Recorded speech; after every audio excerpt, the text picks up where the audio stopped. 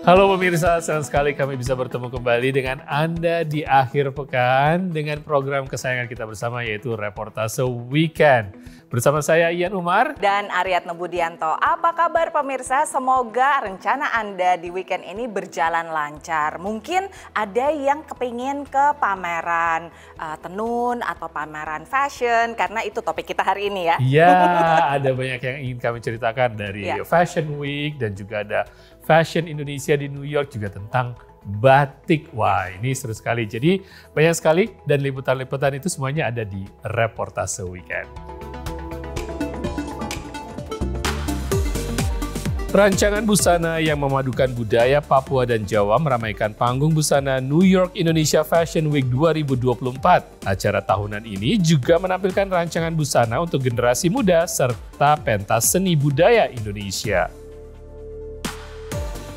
Hari Batik Nasional merupakan momen untuk memperkuat persatuan, menjaga identitas dan kekayaan budaya yang dimiliki oleh Indonesia. Seiring semakin dikenal dan dihargai, batik merupakan akar budaya Indonesia. Masyarakat internasional juga semakin tertarik untuk mengenal teknik pembuatan batik. Kota New York adalah salah satu ibu kota fashion dunia. Namun kesempatan tidaklah terbuka luas bagi kelompok minoritas kulit hitam. Sebuah inkubator mode di Harlem membantu perancang muda kulit hitam memulai karir di industri fashion.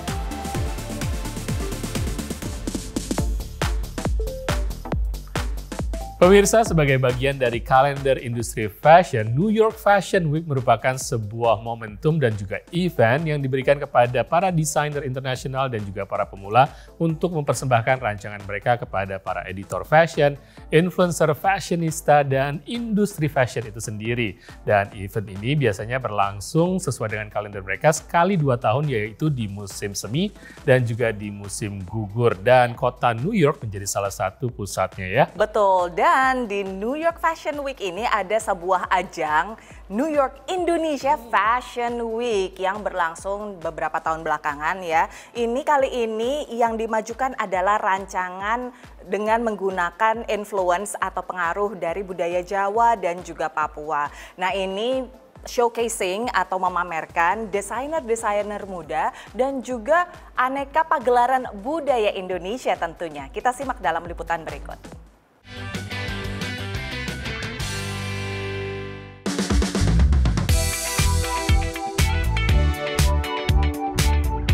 New York Indonesian Fashion Week kembali hadir di Manhattan, New York. Pagelaran fashion yang menampilkan rancangan karya-karya busana desainer Indonesia ini dibuka dengan pagelaran tari Kembalikan Baliku dan kelompok Angklung Anbaya dari Indonesia. Kebetulan kita diberikan kesempatan untuk tampil di New York Indonesian Fashion Week. Komunitas tari, sanggar tari Kembalikan Baliku, dan mereka tadi menarikan satu tari klasik yaitu Komunitas. Dihadiri oleh sekitar 70 tamu dari komunitas fashion dan juga diaspora Indonesia, fashion show yang diwarnai acara budaya ini menghadirkan sejumlah desainer yang pernah tampil pada tahun-tahun sebelumnya. Desainer asal Papua, Dr. Rosa Rumaseu, menampilkan karya kain Papua dengan warna pastel cerah. Sementara, desainer muda Michelle Liu menggelar party street fashion yang cocok dipakai anak-anak muda generasi now. Desainer asal Bandung, Zubarka by Benz, memadukan desain elegan dengan warna gemerlap pecorak pop art. Dan keanggunan kombinasi tradisi budaya Jawa dengan sentuhan desain modern muncul dari kreasi desainer asal Solo, Joko SSP. Saya bikin konsep baju itu adalah The Legend of Rama Sinta. Tapi di sini saya mengambil tokoh itu tadi dalam pewayangan, ada unsur wastra, cinde itu tadi yang warna merah, terus dengan aplikasi bergilgin itu tadi, itu adalah baju-baju biasanya keraton. I think it's extraordinary. It has so many details. I got to wear this beautiful robe, and I've never seen these great pieces before. I'm in love with the fashion. Tampil juga saksofonis jazz Indonesia Yuyun George. Tapi kali ini memang agak beda karena kita membawa apalagi yang dari Solo itu ya, Mas Joko dengan tim angklungnya dan tim Kembalikan Baliku itu yang keren banget. Dan desainer kita juga keren-keren semua, baju-bajunya tuh keren sekali ya. Bangga juga ya, bangga sebagai orang Indonesia yang ada di sini. Senang banget. Naratama, Meraja Prameswari, dan Gendira Pratama, VOA New York. Ya memang pekan fashion atau Fashion Week terutama dengan skala internasional seperti New York Fashion Week tadi menjadikan sebuah kesempatan besar bagi para perancang muda untuk bisa showcasing ya, untuk bisa unjuk diri, unjuk karya mereka ke hadapan publik internasional. Karena ini memang banyak sekali ya talent scout dan juga pelaku industri fashion dari negara manapun ya, dari berbagai negara yang datang ke situ. Sebuah momentum untuk para desainer muda. Dan pemirsa, masih ada liputan-liputan tentang fashion lainnya, tetaplah bersama Reportase Weekend.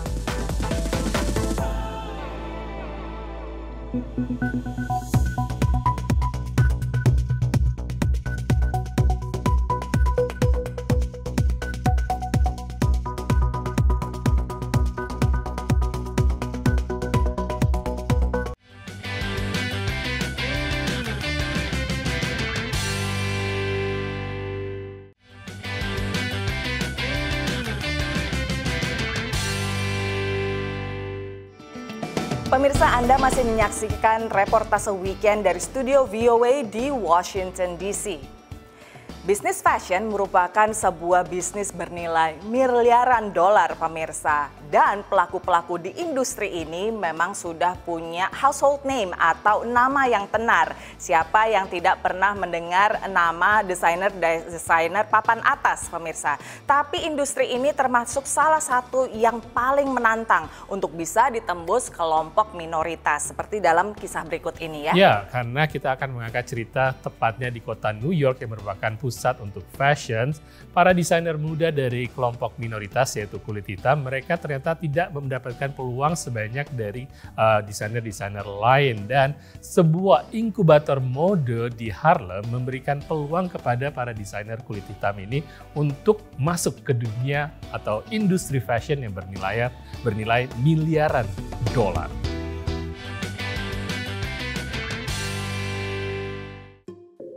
There's something so beautiful about making something that is an art that people wear every single day. Bagi Trey Milan Buchanan, seni itu adalah fashion. Dia adalah seorang peserta magang desain di So Harlem, sebuah inkubator bagi para perancang busana dan wirausahawan yang baru muncul di lingkungan bersejarah kulit hitam di Harlem, New York.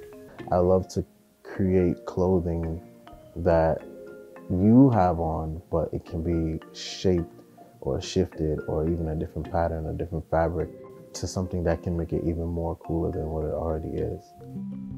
Namun dalam industri fashion yang sangat kompetitif di kota ini, dia mendapat banyak tantangan. It's a very closed group. Sometimes you really gotta just slide into the back door. Sometimes you gotta wiggle your way in. Itulah mengapa tempat seperti So Harlem sangat penting bagi talenta muda seperti Trey dan sesama peserta magang Noah. I might not be what I'm doing if it went for So Harlem, like at all. New York adalah rumah bagi perguruan tinggi fashion bergengsi seperti Fashion Institute of Technology atau Parsons School of Design. Namun keduanya terlalu mahal bagi Noah. I'd never touched a sewing machine before I got here. Never. And I came here and, they walked me through everything.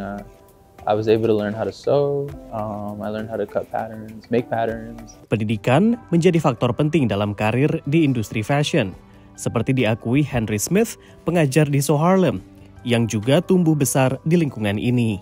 Henry belajar di Manhattanville Needle Trade School, yang dibuka oleh Marian Anderson, orang Afrika Amerika pertama yang memiliki lisensi untuk mengajar menjahit di kota New York.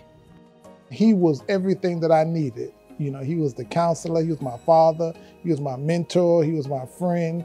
And with that relationship, it changed my mindset as to what I was going to do the very next day. So Harlem telah membantu meluncurkan lebih dari 20 bisnis mikro, termasuk lini pakaian milik Noah dan Trey.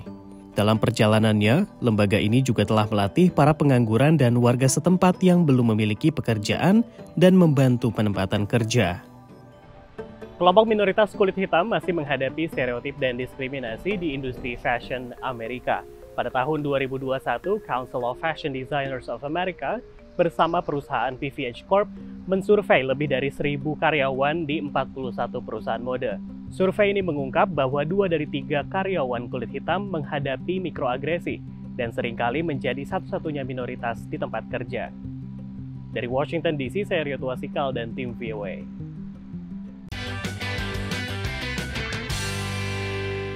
Ya untungnya semakin banyak pemirsa kegiatan dan juga berbagai macam pelatihan untuk bisa memberdayakan para desainer minoritas untuk bisa menembus industri fashion yang sangat ketat ini. Dan semoga ini tidak hanya berlangsung di Amerika Serikat tapi juga di Indonesia. Nah sekarang waktunya untuk menyimak update terkini dari dunia entertainment. Ya, dari dunia entertainment pemirsa, kita akan melihat bahwa para fans Transformers terlihat antusias dengan dirilisnya sebuah film baru yaitu Transformers One, dan semua update-nya bersama Gandhira Pratama di VOA Entertainment Update.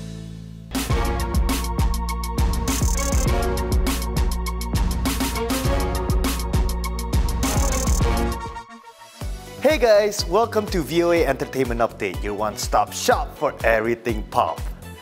Guys, lagi pada heboh nih karena lagu hitsnya Miley Cyrus Flowers diduga meniru salah satu single Bruno Mars. Miley Cyrus dituntut oleh record label Tempo Music Investment yang menduga bahwa lagu comebacknya Flowers meniru single When I Was Your Man karya Bruno Mars. Menurut mereka, lagu Flowers yang merebut beberapa penghargaan bergengsi termasuk Grammy Record of the Year meniru banyak elemen melodi, harmoni, lirik, dan termasuk nada, perkembangan akord, dan urutan serta struktur lagu. Meskipun tuduhan ini berdasarkan lagu hits Bruno Mars, namun penyanyi Bruno Mars tidak terlibat dengan gugatan ini. Waduh guys, gimana guys? Menurut kalian mirip nggak lagunya? Oke, moving on, masih di dunia musik. Sekarang kita ke kota New York di mana ada musisi dan influencer Indonesia Dexter yang baru saja merilis debut singlenya. Influencer dari Surabaya yang masuk daftar top 10 content creator teratas di Indonesia pada tahun 2021, Dexter baru saja merilis debut singlenya Sentimental Kid. Jadi sebenarnya lagu ini kan itu sebenarnya my first release kan, Sentimental Kid. Sentimental sendiri itu kalau ditranslate ke bahasa Indo itu anak galau. It represents everyone basically. Karena pasti kita ada saat dimana kita tuh galau, tapi you don't know how to say it. And I feel like the word sentimental, it's good, it's not bad. Konotasinya itu bagus gitu loh. So I think that's unique. Karya musisi lulusan sekolah musik bergengsi Berklee College of Music ini adalah perpaduan antara vokal timbre yang khas, ritme pop kekinian, danceable beat dengan aransemen harmoni sound elektronik yang mempunyai energi detak kehidupan di kota tempat tinggalnya, New York City. Since I produce everything myself, I have like a lot of help from like my friends. They do like super cool like guitar licks for that song.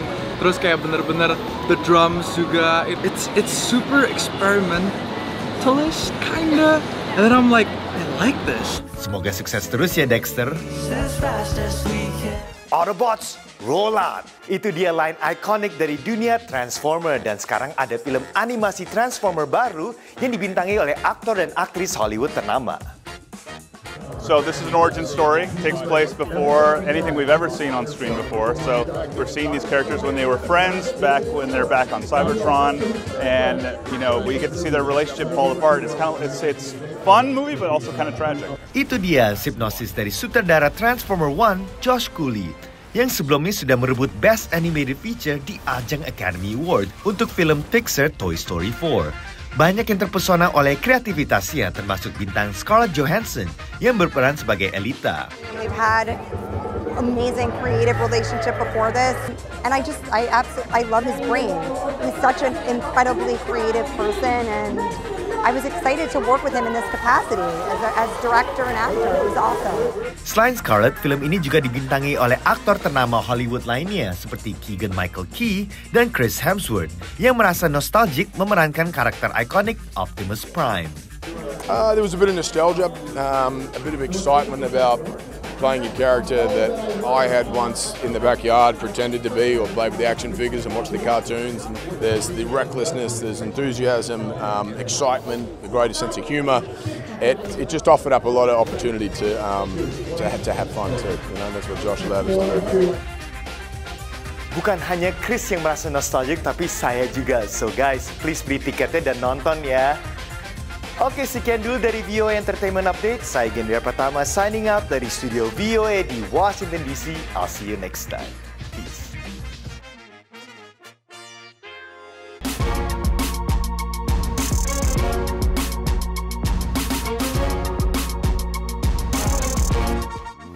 Nah, kan beneran akhirnya jadi kasus di pengadilan antara lagu Flowers ya Miley Cyrus tadi dengan lagu Bruno Mars When I Was Your Man. Waduh, mudah-mudahan cepat diselesaikan di pengadilan. Betul, padahal udah rame banget ya di sosial media ya. Kalau saya pribadi sih menganggapnya itu sebetulnya saut-sautan ya, nggak ada soal kopi-kopian. Tapi ya anyway, saya bukan pakar ya pemirsa. Oke, sekarang kita istirahat lagi, tapi jangan kemana-mana karena reportase weekend akan segera kembali setelah pesan berikut.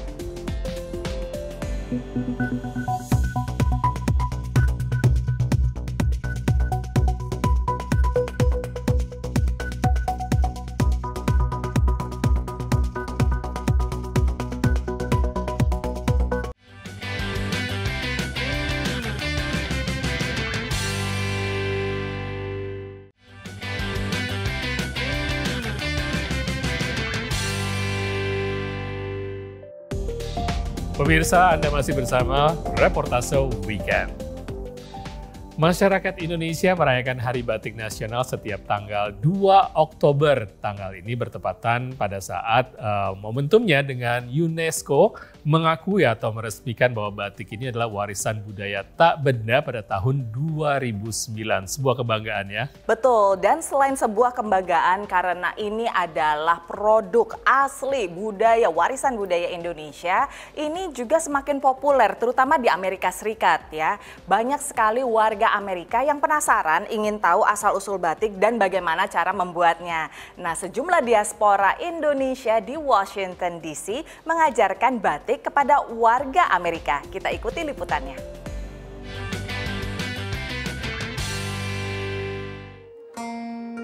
Dan mereka bilang hasilnya tuh sampai mereka frame gitu untuk dipasang di rumahnya. Jadi itu unik sekali untuk saya. Reaksi seperti inilah yang membuat Ratna Carey tak pernah bosan memperkenalkan batik kepada warga asing. Saya hanya ingin ada sesuatu yang saya bisa sumbangkan ke negara, dan batik itu kan indah sekali, sangat unik, sangat spesial. Saya tidak pernah belajar secara resmi dan saya pikir saya bisa kok untuk memperkenalkan batik. Ternyata banyak yang nggak tahu batik itu apa, dan begitu mereka tahu apresiasinya tinggi sekali, dan itu yang membuat saya lebih semangat. Seperti pagi ini, Ratna yang sudah 5 tahun menetap di Amerika mengikuti tugas suami menjadi pengajar pada acara workshop Learn the Art of Batik. Event ini diadakan di National Defense University, Washington DC oleh organisasi Spouses of International Cultural Exchange atau SPICE. Anggotanya adalah para istri perwira militer dari 40 negara yang sedang belajar di institusi pendidikan tinggi di bawah Departemen Pertahanan AS. Jadi organisasi ini adalah organisasi di bawah National Defense University, Departemen Pertahanan Amerika. Ini sekolah untuk para perwira tinggi militer dari seluruh dunia, dan saya bertugas sebagai program koordinator untuk istri-istrinya. Selain memperkenalkan budaya suatu bangsa, program rutin SPICE juga menjadi cara membangun komunitas, seperti dijelaskan Maura Turner yang menangani mahasiswa internasional di kampus ini. Our way of creating community and support for the spouses of our international students. And Batik is a great way to really break the ice with our group, to do something with our hands, do something together. It's a cultural history, but it's also a community building activity. Dena Parashivu yang berasal dari Rumania menikmati mempelajari teknik membatik untuk pertama kalinya. We have something similar at home in Romania with the eggs, but this one with the textile is wonderful. It was quite difficult. You have to have some skills, to do it. And it takes a lot of time, to master it. Jihan Shoki dari Mesir senang mempelajari seni dan kerajinan tangan yang langsung dipraktekkan seperti ini. It needs a lot of accuracy and it needs lots of effort and patience. I loved it. Anything that you do with your own hands, it teaches you patience. And when you see the final product of it, it gives you happiness and it gives you a good feeling. Walau perlu kesabaran mengajarkan batik kepada publik asing, namun melihat semangat para peserta, Ratna merasa puas dan akan terus memperkenalkan batik dimanapun ia menetap. Betapa Indonesia ini, terutama Jawa, adalah memiliki seni yang amat tinggi dan yang harus kita pertahankan dan sebanyak-banyaknya disebarkan dan diberitahu kepada masyarakat luas bahwa Indonesia ini betul-betul suatu negara dengan kebudayaan yang sangat tinggi. Dari Washington DC, Dania Iman, Nia Iman Santoso, VOA.